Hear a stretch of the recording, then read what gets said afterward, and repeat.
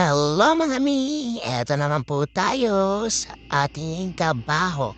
So, nag-chat sa'kin si madam, yan yung convo namin. So, gusto niyang mangyari. Napaliban na kasi siya last July. So, ang bilis na kasing kumulot. So, to the rescue na naman tayo. So, eto na.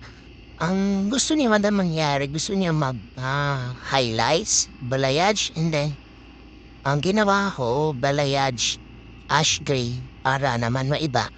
So, rebanded din si madam, niriban ko siya and then, kinulayan ko siya, hinighlights. So, mahabang proseso. Pero, nag-chat sa'kin si madam.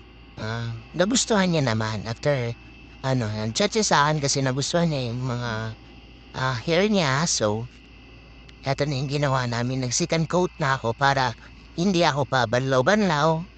Tip pala sa mga baguhan para hindi kayo mahirapan 'pag mag-highlights kayo. Ah, yung yung bleach niyo, lagyan niyo na agad ng number 2 na gamot para yung hair ni madam mag-moisturize siya.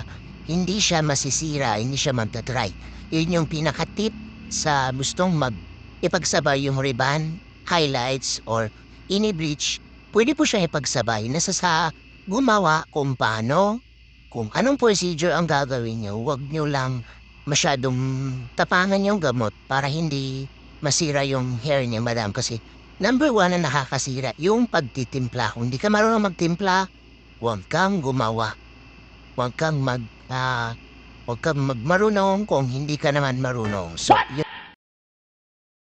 yan ang picture ni madam na send siya sa akin. Yun at nagustuhan niya at ako din tuwang-tuwa. Yun lang. Bye!